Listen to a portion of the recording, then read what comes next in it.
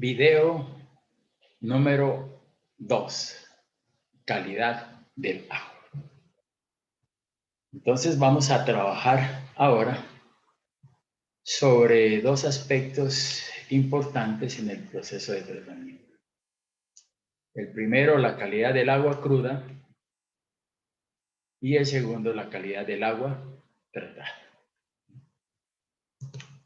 Como ustedes saben, cuando estamos hablando de calidad del agua cruda, tiene que ver específicamente con la fuente de abastecimiento. Si una fuente de abastecimiento es de buena calidad, los procesos de tratamiento van a ser simples y por lo tanto el costo del metro cúbico que les llega al usuario pues va a ser relativamente barato.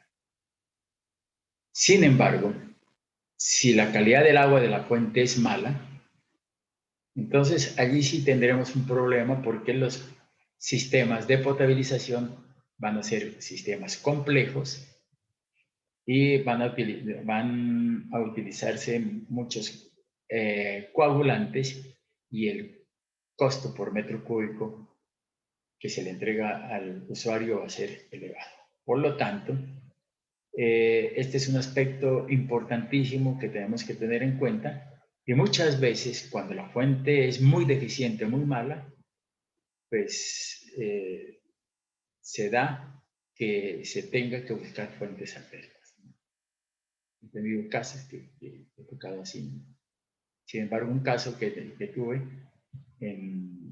la fuente era malísima y nosotros le hicimos un análisis de calidad del agua, ya sabíamos qué tipo de tratamiento y todo, pero al que contrató los estudios, pues se le dijo, mire, definitivamente busque la alternativa de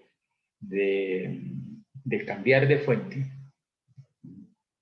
y porque esto le va a costar altísimo. Sin embargo, lo que se quedó era que debíamos de continuar con los estudios en la misma fuente porque era lo único que había. Entonces, eso ustedes ahí. Bien, entonces vamos a ver cómo trabajamos la fuente y el otro elemento es el agua que se recibe. Ustedes cuando abren los grifos tienen que tener un agua que se llama agua apta para el consumo humano y entonces allí tendremos que hacer unos análisis de agua que me digan que sí el agua es apta para el consumo humano. Por lo tanto, vamos a ver esos dos, ¿no? Cómo son las normas de calidad del agua para la fuente y vamos a ver las normas de calidad del agua para el consumo humano. Entonces, veamos este aspecto y entonces dice calidad del agua de la fuente. Mire, vamos a ver el recorrido, hagamos una simulación de qué es lo que hace el agua en todo el proceso. El único momento en que el agua es digamos, pura, es en el momento de la condensación. Posteriormente, después de ese momento, se forma la gota de agua y en la atmósfera hay mucho contenido de oxígeno y nitrógeno y por lo tanto se introduce y ya lo impurifican con nitrógeno fósforo. También hay CO2, se incrusta en la gota de agua. También habrá, si es una ciudad y hay una polución industrial bastante elevada, pues entran sulfuros, ¿no? También hidrocarburos policíclicos aromados también se introducen en esa gota de agua. Y entendemos que hasta ahí ya está polucionada dentro del viaje desde condensación hasta que llega al suelo. En el suelo, pues por escurrimiento también tendrá su polución. Digamos que en el suelo tenemos otros elementos, ¿no? Como son los ácidos orgánicos, ¿no? Que me da orgánicos, tiaminos, ¿no? Húmicos, ¿no? Etcétera. Esos ácidos van en el suelo, la vegetación, y se van a pegar a la gota de agua y van a dar un color como medio amarillento. ¿Qué tenemos también allí? Pues que hay suelos agrícolas y me van a permitir que la gota se vaya contaminando por pesticidas, insecticidas y todos esos elementos que pueden ir absorbiendo allí. Posteriormente, digamos que hay coliformes, sustancias coliformes, microorganismos que se van a adherir, que hay en el suelo y se van a adherir a la goteca de agua, pues dándome unas características microbiológicas de peligro por el contenido de ese tipo de microorganismos que de pronto son gérmenes patógenos. Si seguimos nosotros el recorrido de la gota de agua, pues llegamos a que la gota pasa por un vertimiento de aguas residuales. Entonces, el vertimiento de aguas residuales lo que tiene mucho es mucho contenido de materia orgánica, y esa materia orgánica está compuesta por proteínas, carbohidratos, grasas, aceites, lípidos. ¿Qué más? Otra cosa tiene gérmenes patógenos, ¿no? Todos esos elementos que contienen las aguas residuales, entonces podemos absorberlos en esa gota de agua. Si hay vertimientos de tipo industrial en la zona minera, pues entonces habrá mucho mineral en contenido en la gota de agua. Si los vertimientos son de una industria, por ejemplo, de industria textil, pues mucho color, y entonces ese color va a salir ahí en el agua.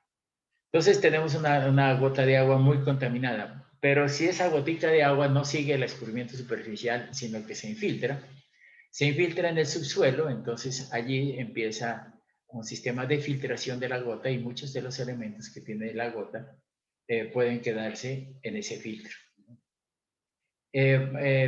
Por ejemplo, materia orgánica en descomposición se queda en el filtro que hacen los estratos del suelo cuando se está filtrando el agua, ¿no? Microorganismos también en ese filtro se van quitando, y entonces las aguas subterráneas, que son las que llegan después de ese filtro, pues carecerán de microorganismos, ¿no? El oxígeno, como fue consumido por los microorganismos arriba, pues abajo el oxígeno disuelto es cero. Y entonces, ¿y qué otra cosa pasa en la gota de agua? Pues que pasa por estratos minerales. Por ejemplo, estratos que tienen carbonatos o bicarbonatos, y tienen hierro también. Entonces esos carbonatos y bicarbonatos en el agua pues causan la dureza de las aguas, y entonces muchas veces las aguas subterráneas son duras. O aguas subterráneas que pasan por estratos de hierro y entonces tienen alto contenido de hierro y manganeso. Muchas veces las aguas subterráneas pues pasan por terrenos volcánicos y entonces tienen sulfuros. Y entonces esas aguas subterráneas no tienen mucho contenido de materia orgánica, pero sí muchas sustancias minerales. Entonces las aguas subterráneas, pero de pronto no pasan por esos estratos, pero no tienen esos elementos, y entonces el agua es limpia, completamente limpia. Y entonces nosotros lo único que sabemos es extraerla del pozo y meterle un desinfectante y vaya directamente a la red. Eso sí ya depende de qué de buenas esté la, ¿no? Los que hicieron el pozo y atinarle en una zona en una parte donde no haya mucha sustancia mineral en el suelo. Bueno, entonces, bajo esa condición, pues diríamos nosotros que si queremos tratar un agua, pues lo primero que hay que hacer es una caracterización del agua de la fuente. Entonces, el RAS 2000 me trae una tablita, esta no la trae el RAS 2017, pero sí la trae el RAS 2000, donde dice calidad del agua de la fuente, RAS 2000. Y aquí tenemos entonces estos aspectos que hay que ver. Calidad de la fuente. Dice parámetros de VO5 a los 5 días, coliformes totales, oxígeno disuelto, pH promedio, turbiedad, color, cloruros y cloruros. Estos son parámetros físico-químicos y microbiológicos. Ya hay que estudiar las características. Estos son elementos que ya veremos posteriormente, ¿no? en la parte de características del agua, y también se verá en los ensayos de laboratorio, ¿no? Dice aquí todos estos parámetros. Dice análisis según la norma estándar métodos, ¿no? Esta es una norma de tipo universal para universalizar los ensayos, ¿no? Y sea lo mismo aquí, en Cali, en la costa, todo eso, que los métodos que se utilicen sean los mismos para a nivel universal tener esos mismos datos. Entonces tenemos los parámetros, aquí tenemos nivel de calidad de acuerdo al grado de polución, dice fuente aceptable, fuente regular, fuente deficiente y fuente muy deficiente. Así se lo clasifica, 4 niveles, ¿no? Y ahora sí están, dice DBO5, coliformes. Aquí, por ejemplo, si dice fuente regular, la DBO5, la DBO5 nos tiene relación con el contenido de materia orgánica, ya veremos posteriormente. Entonces dice, si la DBO5 está entre 1,5 y 2,5, la fuente es regular, pero si está entre 2,5 y 4 es, ¿no? El contenido de materia orgánica es entre esto, la fuente es deficiente, pero si es el contenido de materia orgánica es más de 4, pues la fuente es muy deficiente. Generalmente un agua residual urbana tiene una DBO5 de 200, ¿no? miligramos por litro de DBO5, o sea, el contenido de materia orgánica. Los coliformes tienen que ver con los microorganismos, ¿no? Entonces aquí dice aceptable de 0,50, regular a tanto, fuente deficiente. Más de 5,000, una fuente que está muy polucionada, ¿no? O sea, aguas sucias, aguas digamos, aguas residuales, ¿no? El oxígeno disuelto es un elemento que tiene el agua, ¿no? Y si no tiene, lo podemos agregar nosotros. Ya veremos que podemos agregar mucho oxígeno. Este es gratis. Entonces, el oxígeno tiene que ver con el oxígeno disuelto, tiene que ver sobre todo con los procesos aerobios en el agua. Y si una fuente aceptable, si el oxígeno disuelto es más de 4. Generalmente, el oxígeno disuelto de saturación está del orden de 7 a 8. Es como la sal, que se satura y no mete más, pues el oxígeno disuelto de saturación está del orden de 7 a 8. Este de oxígeno disuelto tiene que ver relación directa con el grado de polución. Si el oxígeno disuelto es más de 4, digamos 6, 7, digamos que el agua es de buena calidad. Pero si el oxígeno disuelto es de 2 o 3 o 0, quiere decir que el agua es muy contaminada. El pH tiene que ver con las características de si es ácido o base, ¿no? Entonces el pH promedio está entre estos límites.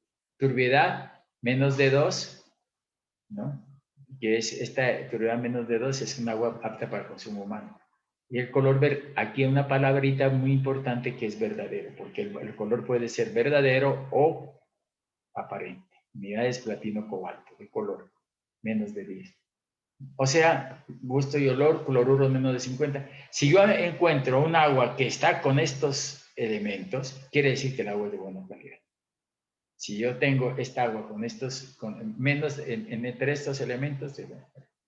Pero si yo, por ejemplo, digo, la turbiedad es de 15, la turbiedad que me dio es de 15, todo me sale dentro de estos límites, pero la turbiedad es de 15, entonces ya digo, no, la fuente ya no es aceptable, es regular, porque cualquier elemento de estos que sobrepasa esto, quiere decir que pasa al siguiente escalón. Por ejemplo, que me dio la turbidez 200 y todos los parámetros me dio aquí, menos la turbidez 200. Ah, bueno, entonces esta es una fuente muy deficiente. Por todos estos parámetros es aceptable, pero con la turbidez de tanto, pues me da que la fuente es muy deficiente. Entonces decimos nosotros que pues esta es una fuente muy buena y esta es muy deficiente. Esta tablita tiene algo importante, dice grado de tratamiento. ¿Necesita tratamiento convencional? Dice, la fuente aceptable no necesita.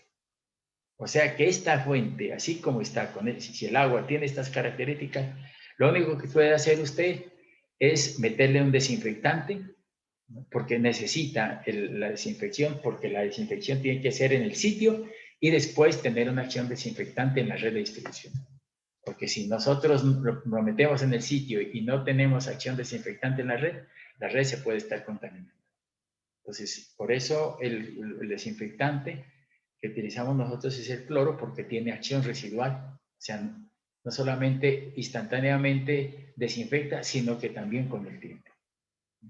Entonces, digamos que la fuente no necesita un tratamiento convencional, tratamientos específicos tampoco, procesos de tratamiento utilizados, ¿no?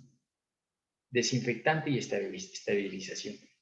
Desinfección y estabilización, porque de pronto con el desinfectante, muchas veces utilizando el cloro como desinfectante, la acción más desinfectante del cloro es como es cuando es ácido hipocloroso. Y entonces, si utilizamos ácido hipocloroso, es un ácido que me baja el pH y por lo tanto yo tengo que estabilizarlo, o sea, subir el pH. ¿Para qué? Para que el pH sea adecuado a la red de distribución.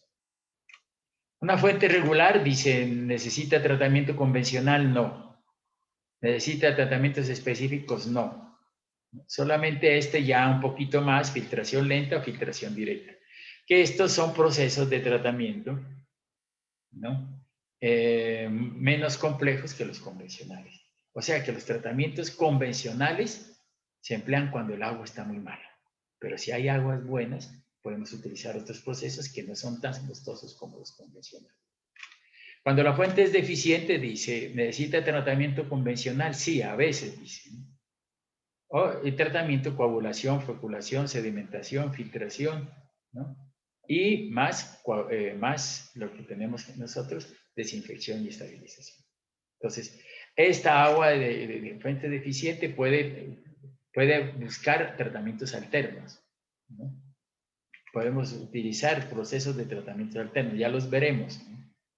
Y por último está la fuente muy deficiente. Esta sí necesita tratamientos convencionales más tratamientos específicos. Por ejemplo, si la turbidez es muy alta, ¿no? O por ejemplo, si la turbidez es de 1000, 1200, yo tengo que hacer, la turbidez es altísima y entonces yo tengo que hacer pretratamiento, o sea, una presedimentación para remover esa turbidez porque es muy alta. Entonces, tratamientos específicos. ¿Sí? ¿Qué podemos hacer? Por ejemplo, si el agua contiene mucho hierro, que entonces es un tratamiento específico. Entonces tenemos que oxidar ese hierro y entonces tenemos que hacer un pretratamiento para oxidar el hierro. Y eso es oxidando y hacemos nosotros aireación, que es un tratamiento específico para oxidar el hierro y que ese hierro decante. Entonces, aquí podemos hacer tratamientos específicos. Por ejemplo, un tratamiento específico es cuando el agua tiene mucha alga. ¿Qué pasa si el agua tiene mucha alga? Pues que los filtros me van a chupar, ¿no? Porque van a pasar el agua a los filtros y las algas van a tapar los filtros. Entonces, yo lo que hago es un pretratamiento, un tratamiento preliminar, un tratamiento específico. Bien, entonces la calidad del agua, ¿cómo se mide? Por parámetros físicos, parámetros químicos y parámetros biológicos. Ya los veremos cada uno de estos parámetros, ¿no? Por ejemplo, físicos, sólidos, turbidez, color, temperatura, sabor y olor. Esto es lo que vamos a ver. Ya hemos visto esto en la parte de laboratorios, pero vamos a volver a ver. Parámetros químicos, están las grasas, aceites, detergentes, compuestos fenólicos, ¿no? Pesticidas, compuestos inorgánicos, ¿no? Sales disueltas, alcalinidad. Entonces la alcalinidad son elementos químicos que tienen que ver en esto. Entonces, pH, sólidos disueltos totales, dureza, aquí los parámetros como índices, la DQO y la demanda demanda química de oxígeno y la demanda bioquímica de oxígeno. Estos son parámetros que ya los entraremos a ver, ¿no? Para ver esta parte química. Y los parámetros biológicos que son medición de bacterias y virus, etcétera, que podemos utilizar los coliformes totales o la Escherichia coli, o también podemos medirlo por medio de la DBO, que es un ensayo que me mide la materia orgánica. Entonces, vamos a ver. La probabilidad, dice, contenido, sólidos disueltos, sólidos suspendidos y bacterias. Los sólidos disueltos son partículas sólidas muy pequeñitas que tiene el agua, ¿no? Son partículas muy pequeñitas que tiene el agua. Entonces, los sólidos disueltos en aguas superficiales, la cantidad de sólidos disueltos es baja. En el agua subterránea, los sólidos disueltos es alta, porque estos sólidos disueltos generalmente son sustancias minerales, carbonatos, bicarbonatos, hierro, manganeso, todo eso.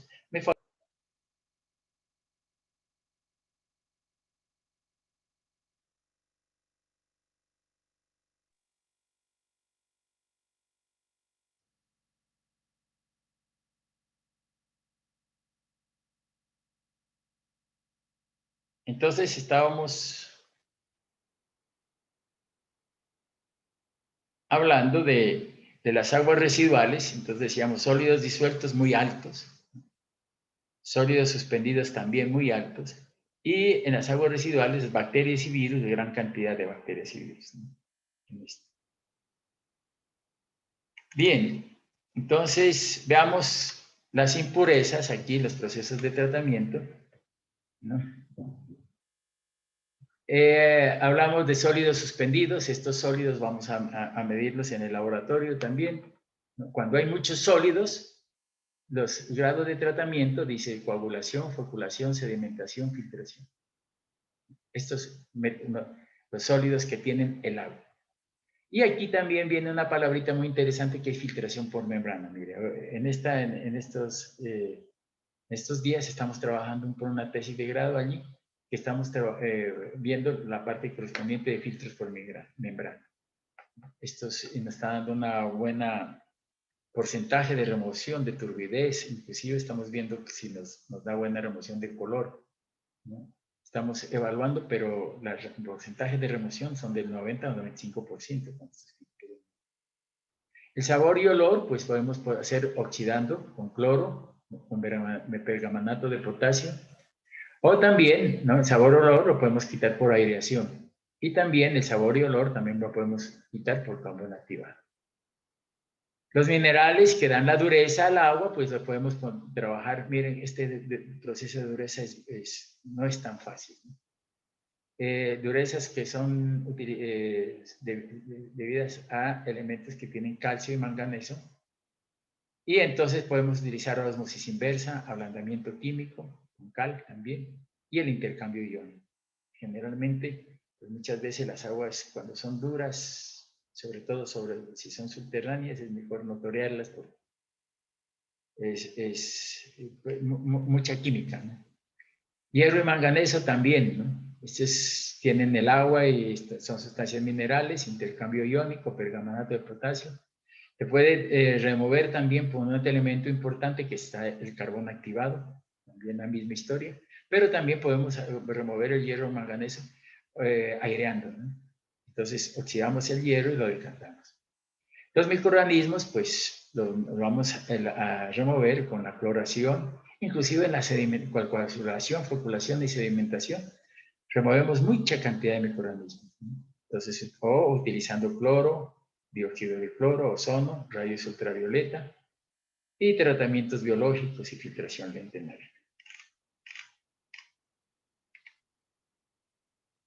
Vamos a ver calidad del agua tratada. O sea, es ustedes que vimos calidad del agua cruda, ¿no? O sea, la que hay, se la capta, digamos, ¿no? Entonces, de esas características. Por eso tenemos que hacer todos esos análisis para ver cuál es la calidad de la fuente. Y en base a esa calidad de la fuente, pues yo puedo determinar qué proceso de tratamiento debo yo utilizar. Por eso, anteriormente veíamos en estos cuáles eran los procesos de tratamiento que yo podía hacer en una planta de tratamiento si sale de diferentes características. Aquí ya viene la otra parte que es la calidad del agua tratada, ¿no? ¿Qué quiere decir calidad del agua tratada? Pues que esta es la que ya llega al consumo humano. O sea que el agua es apta para el consumo humano. Cuando usted abre el grifo, las características del agua tienen que tener unos parámetros, ¿no? o valores máximos admisibles. Y esos valores máximos admisibles se encuentran en el decreto, la resolución 2115, ¿no? del 2007.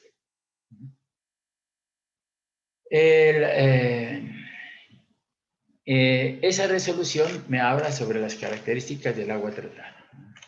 Entonces dice normas de calidad del agua potable según resolución 2115 del 2007. ¿Qué quiere esta resolución? El agua que usted bebe o sale de allí tiene que tener estos valores máximos admisibles. Y esos son los que deben de cumplir. Entonces, aquí hay parámetros físicos, químicos y biológicos. Por ejemplo, microbiológicos, coliforme, 0, dice, no debe tener coliforme. Echerichia, 0 tampoco. Físicos, características, pH, dice 6,5 a 9, la turbidez, 2. Cuando el agua ya entra al usuario, no puede ser 5, 10, ni 15, ni 20, no, tiene máximo 2. Color, aquí hay una palabrita, aparente. El otro era verdadero, el color aparente, 15, dice. Conductividad, ¿no? Esta es la que me mide las sustancias minerales, 1000 máximo. Sustancias flotantes, ausentes, olor y sabor líquido. Aquí hay otros elementos de tipo físico, que son los fenoles, las grasas, el aluminio, los nitratos. Vamos a ver el cadmio. ¿Qué más? El cobre también, ¿no? ¿Qué más? El cromo también, ¿no? Plaguicidas, ¿no? Aquí dentro de estas otras sustancias están los trialometanos totales. Estos son importantísimos, ¿no? Porque estos son el resultado, ¿no?, de la reacción de los ácidos húmicos con el cloro. Y esos ácidos húmicos con el cloro forman lo que se llama cloroformo y bromoformo, y esos son parte de los trialometanos. Y estos elementos son cancerígenos. Por lo tanto, la dosis de trialometanos no puede ser, tiene que ser inferior a 0,2. ¿Qué otras químicas con efecto indirecto sobre la salud humana? La alcalinidad, la acidez, la dureza, el calcio y manganeso, los cloruros, también las aguas salinas, los sulfatos, que es aguas volcánicas, ¿no? Hierro total, pues en aguas subterráneas, manganeso también, fosfatos, ¿no? Sobre todo estos fosfatos son aguas residuales que entra mucho fosfato, zinc y fluoruros, ¿no? Bien, entonces aquí están los valores máximos admisibles. Y aquí en parámetros de comparación de la calidad de la fuente, ya decíamos nosotros que la fuente era aceptable, regular, deficiente y bien. Pero si, por ejemplo, me dio regular, la calidad del agua me dio regular, entonces estas X, ¿qué determinan? Dice que tengo que hacer los ensayos de laboratorio de coliformes, pH, turbidez, color, conductividad y olor y sabor. Pero no tengo que hacer fenoles, ni grasas y aceites, ni amonio, ni nitratos. Aquí lo que tengo que hacer es ensayos de nitritos, ¿no? Sin embargo, si la fuente es muy deficiente, tengo que hacer todos los análisis. Entonces, aquí me da con X, está marcado los análisis de laboratorio que hay que hacer, ¿no? Por ejemplo, para todo tipo de agua necesito hacer alcalinidad, dureza, calcio, magnesio, cloruros, sulfatos, ¿no? Y hierro total, dice. Solamente esto si la fuente es regular, pues tenemos todos estos análisis, ¿no? Son similares casi, pero no, la fuente es deficiente, también las mismas características, pero otro análisis más. Entonces tengo este sistema que es la norma de calidad del agua potable, ¿no? Bien, entonces, ¿qué es lo que sí? Aquí hay una cosa muy importante que dice el valor aceptable de cloro residual libre en cualquier punto de la red de distribución de agua potable para consumo humano deberá estar comprendido entre 0,3 y 2 miligramos por litro. El cloro, como sabemos nosotros, es el elemento que utilizamos en la planta de tratamiento para desinfectar el agua. El cloro viene sólido, líquido y gaseoso.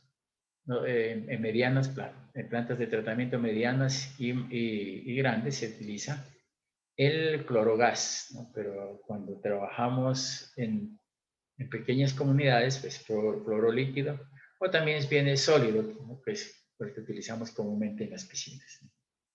Bien, pero no puede pasar en la red de distribución no puede haber un cloro menos de 0,3 ni más de 2 miligramos. ¿Qué pasa si el cloro es de menos 0,3? Que ya no hay cloro en el agua. Entonces, el problema de ahí en adelante es que si no hay cloro, pues me pueden generar o crecer los microorganismos.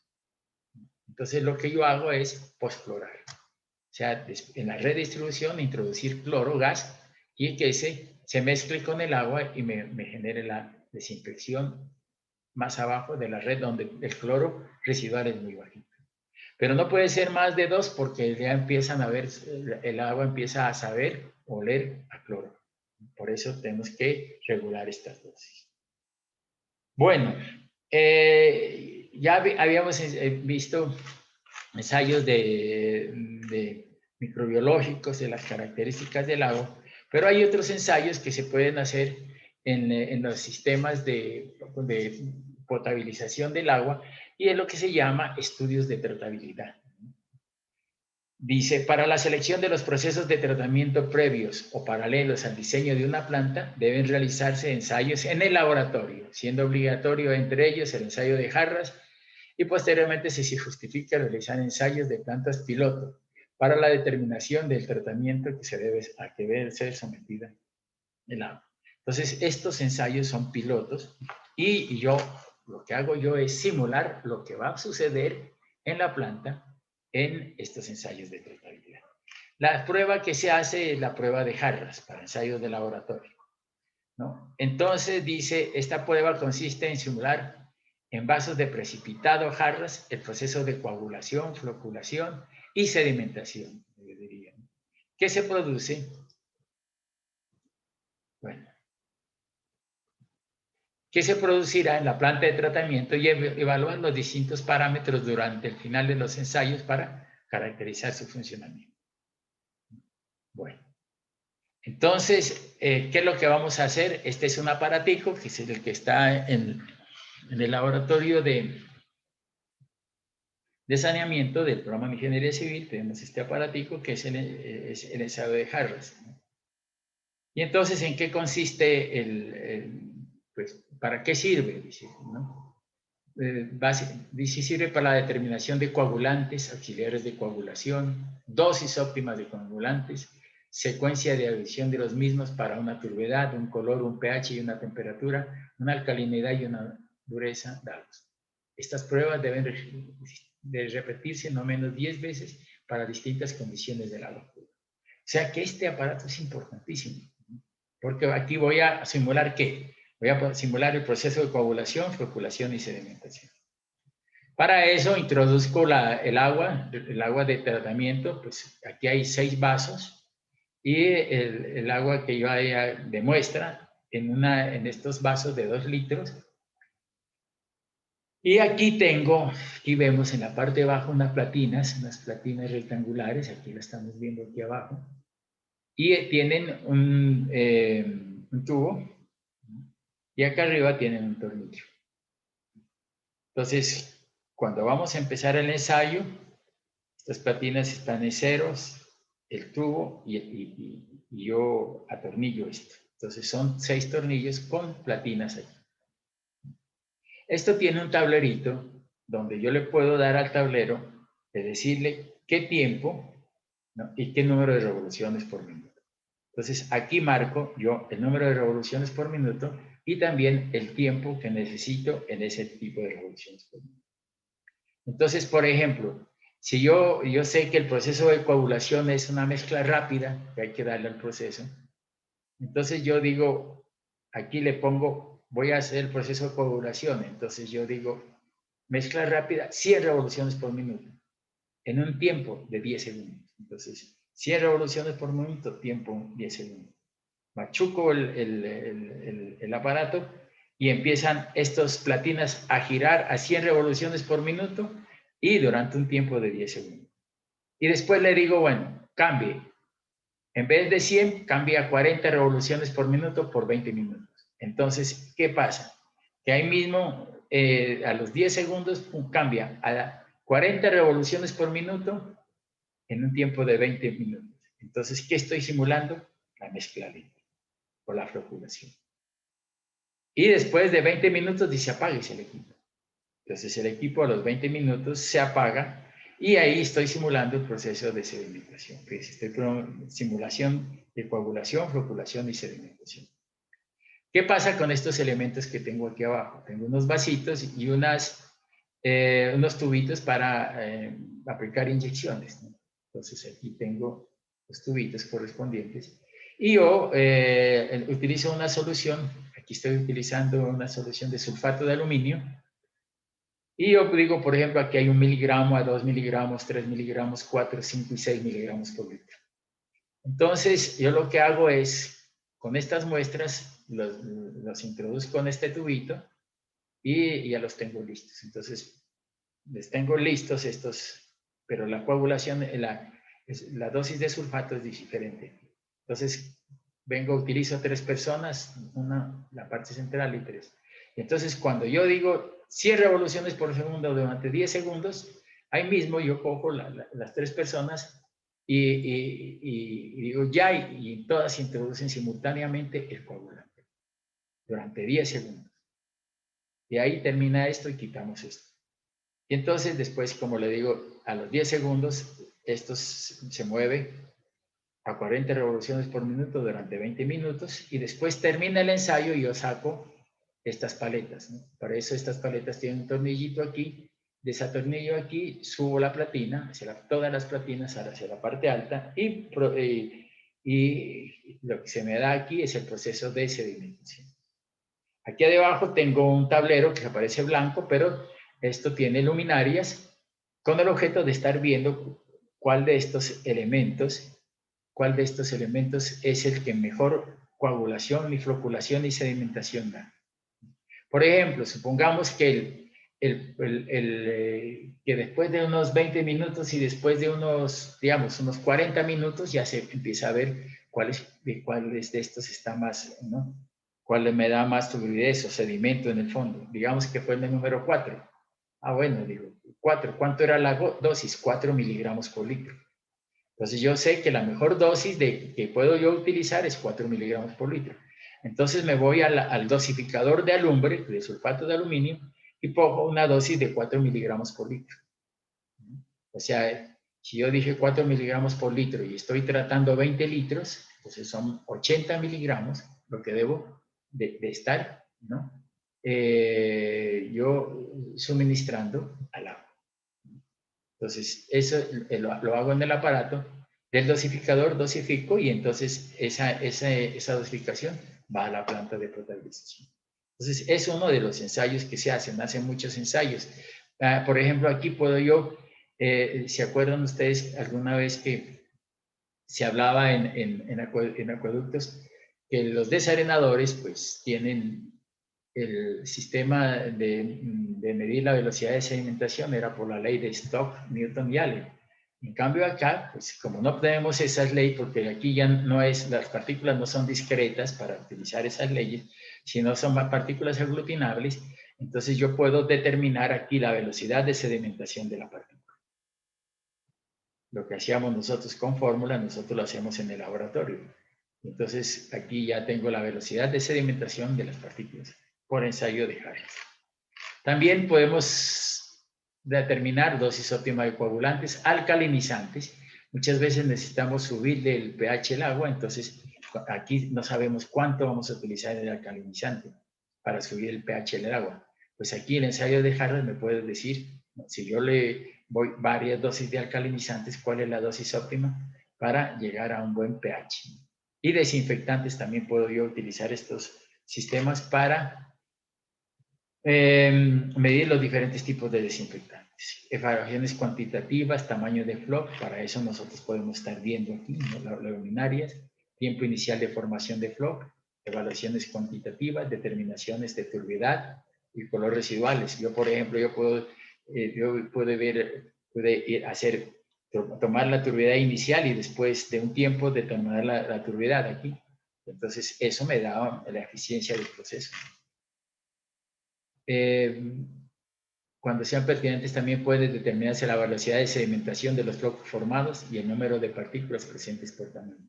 Determinaciones químicas, pH, alcalinidad antes y después de la coagulación. Esto me sirve mucho en los ensayos de laboratorios, ¿no? Muchas veces el agua tiene baja alcalinidad y no me funcionan los coagulantes. Yo le eché los coagulantes y todo y resulta que la coagulación fue bajita y casi no hay coagulación. Y uno dice, ¿qué es lo que pasa? Pero si se va a ver los ensayos de laboratorio del agua, pues me dice que la alcalinidad está baja. Entonces yo digo, la alcalinidad está baja. Entonces yo le meto, por ejemplo, aquí le puedo meter alcalinizantes para ver la dosis óptima de alcalinizante, o sea, para subir la alcalinidad, para obtener los pHs adecuados en el agua. Otros ensayos, pues se hacen dosis de alcalinizante, porcentaje de lodos producidos en la sedimentación. Ahí hay unos lodos que los podemos medir. Demanda de cloro y determinación del punto de quiebre, también podemos hacer en ese ensayo. Y la isotermia de absorción sobre carbón activado. Podemos utilizar el carbón activado y para ver, ¿no?, metiéndole en vez de sulfato de aluminio, carbón activado al agua cruda, a ver cómo se comporta, ¿no? Y, es decir, es un ensayo muy completo. Y eso lo vamos a hacer un ensayo de unas aguas que se van a traer muy especiales, sobre todo que son aguas con alto contenido de color y baja alcalinidad.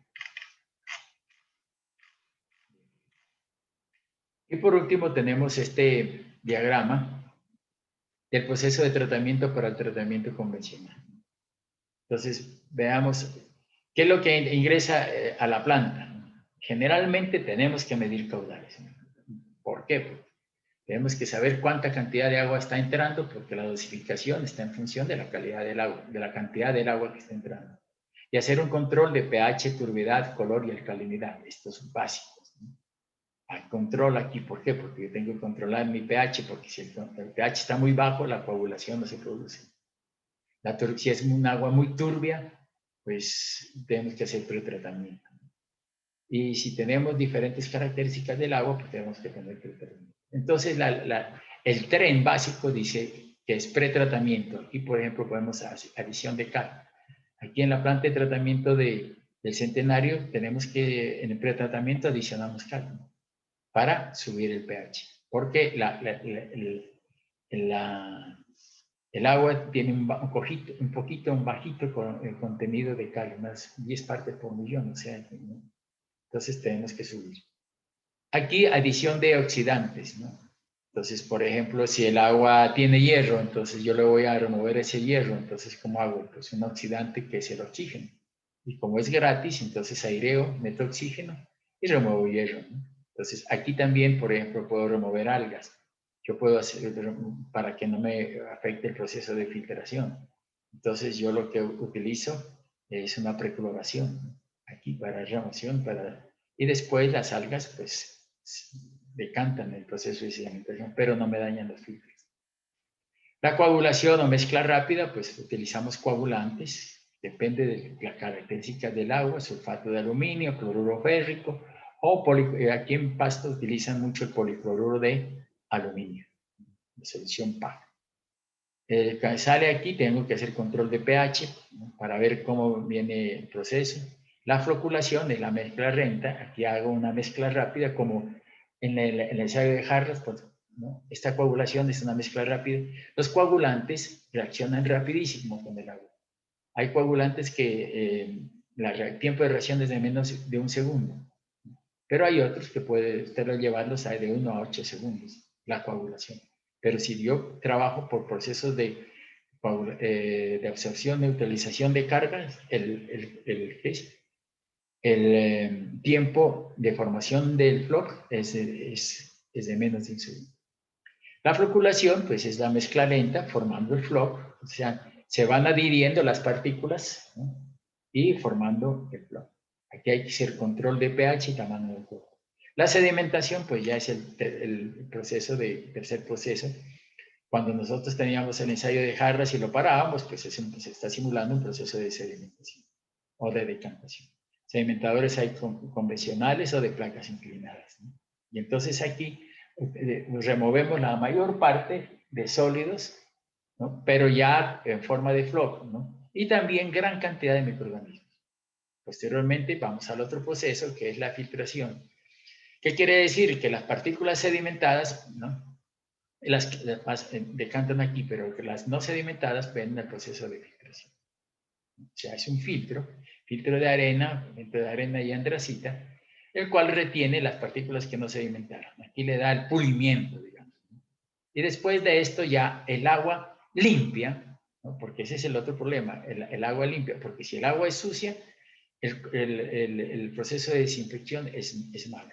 En cambio, el agua limpia, no voy a poner la desinfección aquí, sino la hago acá.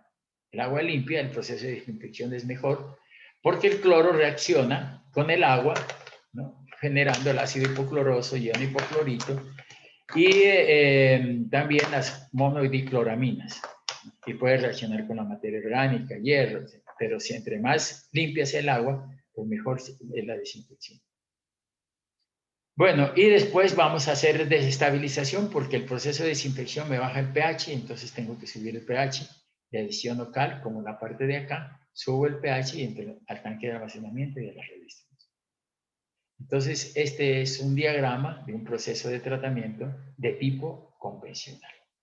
¿Qué pasa nosotros? ¿No? ¿Qué podemos hacer? Dependiendo de la característica del agua, ¿no? Podemos hacer coagulación, pero no floculación ni sedimentación, sino coagulación y filtración. Y ese paso de aquí a aquí, no hago esto ni hago esto. ¿Cuándo lo puedo hacer? Pues dependiendo de los parámetros de diseño, ¿no? Y de las características del agua, yo puedo quitar floculación y sedimentación. Entonces poner coagulación, filtración, desinfección, estabilización. Yo puedo quitar la coagulación, claro que lo puedo hacer, ¿no? Y quitar el pretratamiento también, pues si la calidad del agua es buena, puedo hacer yo aquí, en vez de coagulación, que estoy utilizando coagulante, yo puedo hacer un filtro,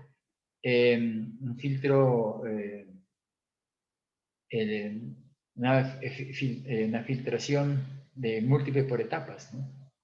Aquí tengo una filtración directa ascendente, filtración directa ascendente descendente, y puedo tener un filtro lento en arena, con el cual yo quito coagulación, floculación, sedimentación y entro directamente a filtración y desinfección. Entonces pues depende de las características de agua, pero este es el proceso más complejo, ¿no?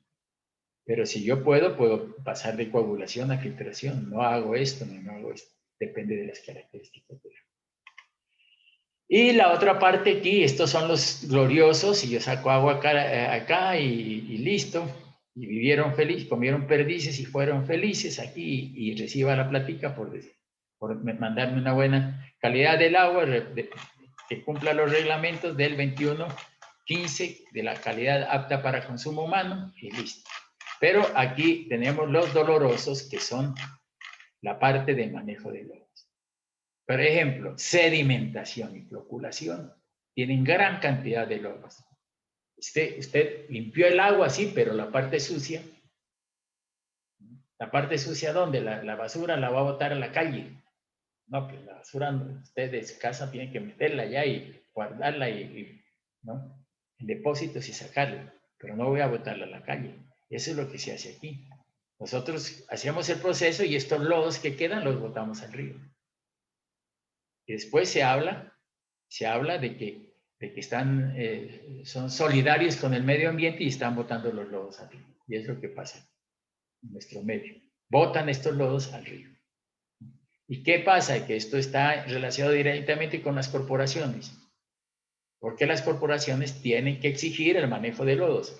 Pero ¿qué hacen las empresas? Se evitan este manejo de lodo, lo botan al río y ellos lo que hacen es pagar una tarifa por botar los lodos al río.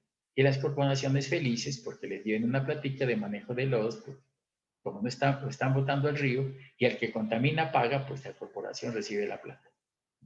Y se evitan, por ejemplo, aquí en Nariño en ninguna parte se hace manejo de lodos. Y la nueva reglamentación exige el manejo de lodos.